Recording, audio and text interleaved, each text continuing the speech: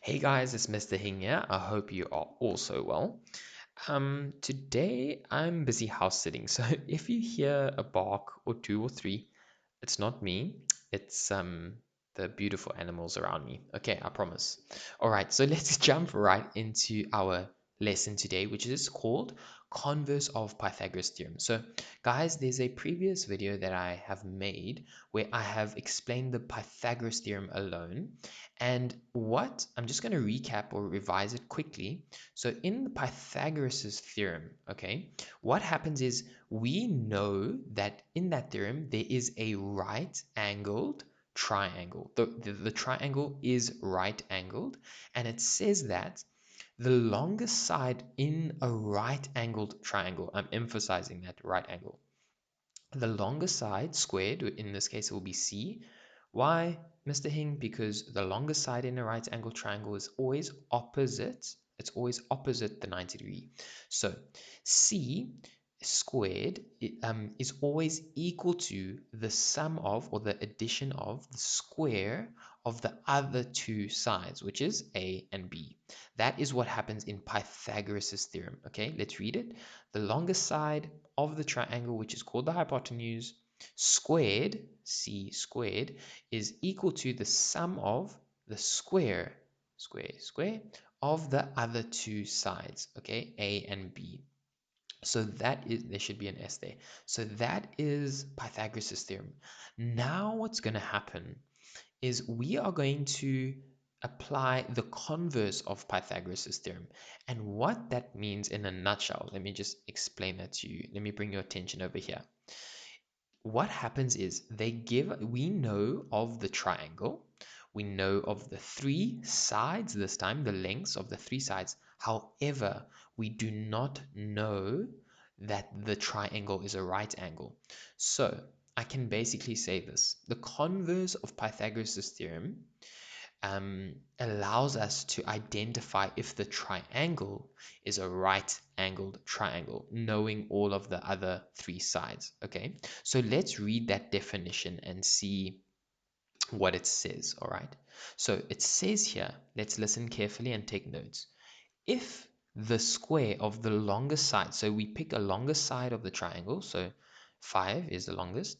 If the square of the longest side, right, so 5 squared is equal to the sum of the square of the other two sides. So the sum of, so addition of the square, we're squaring of the other two sides, which is 3 and 4, right? If the square of the longest side is equal to that, the sum of the square of the other two sides, then the triangle is a right angled triangle. Do you see the difference? So in the first example, Pythagoras' theorem, we know that it is a right angled triangle. And it says that it's telling us that the longest side squared is equal to the sum of the square of the other two sides. In the converse, we do not know that any of these angles are right angles, but it says that if the longest side squared is equal to the sum of the square of the other two sides, then it is a right angled triangle.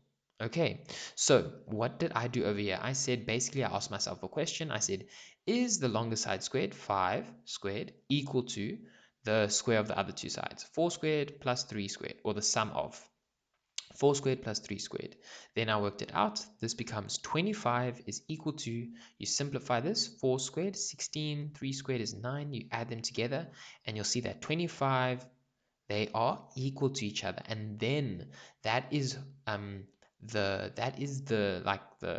main part about the converse of Pythagoras' theorem, is that therefore we can prove that triangle DEF, this triangle, is a right angled triangle. Why I added scalene in here is just because we know that all the sides are different in this triangle. And that's what scalene means, when the three sides of a triangle are different in length. Okay, so why don't we have a look and see how do we use this? How do we use this concept? So guys, what we can do is we can use the concept of this, right? Of this theorem to determine if triangles are also acute angled or obtuse angled. So what are you saying, Mr. Hing? Guys, what I'm saying is the converse theorem or the converse of Pythagoras theorem allows us to find out if triangles are right angled, acute angled, or obtuse angled. Okay, so let's carry on and have a look at how we find out acute and obtuse. So for the conditions of acute angled, look at that blue there, acute angled, this is what needs to happen. So over here we have a random triangle, we have three sides, and we know all of the sides. It says here, if the square of the longest side of a triangle, okay, what is that? It's the 25, and it says the square of it. So 25 squared. If it is less than the sum of the square of the other two sides, then that triangle is an acute angled triangle. Okay, Mr. Hing, I'm confused. Well, let me explain. So what we're going to do, guys, we're going to take the longest side, 25 squared. We're going to square it. We get an amount, 625. Then we take the 10 squared, because it says the sum of, where does it say that? The sum of the square of the other two sides. So so it's adding the square of the 10 and the square of the 24. That gives us 676. Then this yellow arrow, guys, I put here because we then end up comparing these two lengths. So what it means is if the other two sides, the sum of the other two sides squared, right? If it is more than, it's more than the longer side squared, then we can conclude that triangle DEF is an acute angled, and now again I said scalene because all the lengths are different, triangle. Okay, I'll say that again. When the longer side squared is less than the sum of the square of the other two sides, it is an acute angled triangle. And in this case, it will be acute angled scalene triangle because all of the lengths are different. So if I had to ask you, well, what does obtuse mean? You guessed it, okay? It's going to be the opposite. So it would say if the square of the longest side of a triangle is more than the sum of the square of the other two sides, then that triangle is an obtuse angled triangle. Okay, so let's put that into practice. So again, we're going to take the other two sides, the sum of the square of the other two sides, which was 10 squared plus 24 squared, gives us this amount. Then we look at this, the longest side, which was 32. So we say 32 squared is equal to this much. So then we can compare these two guys. So we'll say this sum over here, which is over here, is, or let me start the other side. The longer side squared is greater than, you can see this amount is greater than the sum of the square of the other two sides. And therefore, we can conclude that triangle ABC is an obtuse angled scalene triangle. Okay, it's obtuse when the longer side squared is more than the sum of the square of the other two sides. Okay, I know it's quite a mouthful. Just take a little breather and we are going to do this question together. So, this is a question in your test and it says, in triangle ABC, AB is 5 units, BC is 10 units, and AC is 12 units.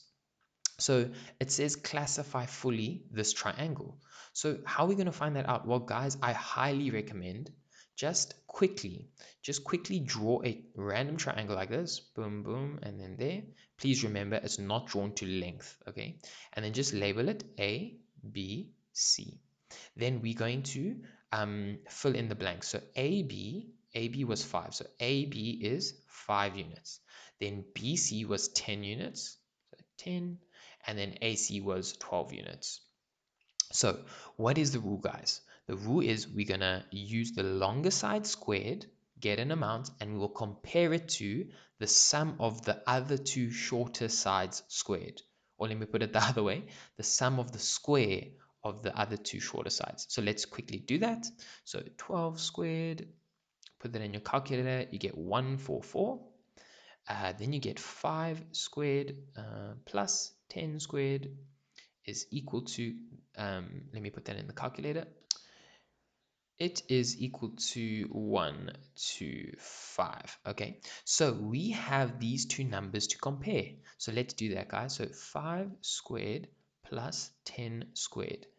And then we're going to see that it is less than, right? Less than the longest side squared. So that was our goal, guys. That is our goal, to compare the longest side squared and the sum of the square of the other two sides.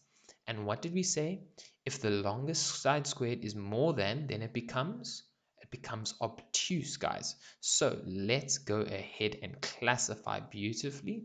So it's going to say triangle ABC is an obtuse, and then remember we have to classify according to the lengths as well. It's going to be not isosceles because no two sides are the same, so it'll be scalene triangle.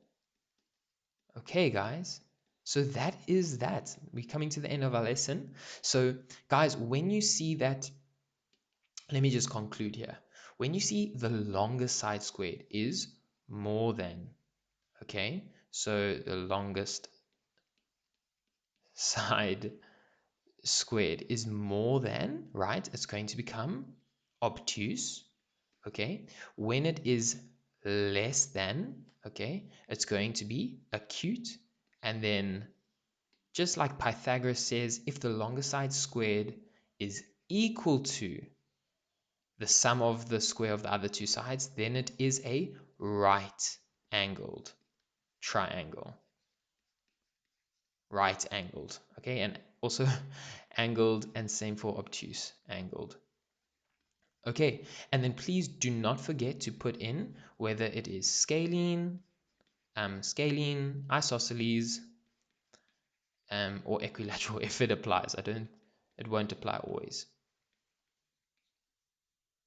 But obviously we know equilateral triangles, they always have the same lengths everywhere. Okay, guys, so that comes to the end of the converse of the Pythagoras theorem. And as always, guys, I'm just going to type it here. Please comment your questions in the comment section below. I really enjoy engaging with you guys and helping you wherever we can. This was a video which was requested, so I hope that it is helpful, and guys, I'll catch you in the next one.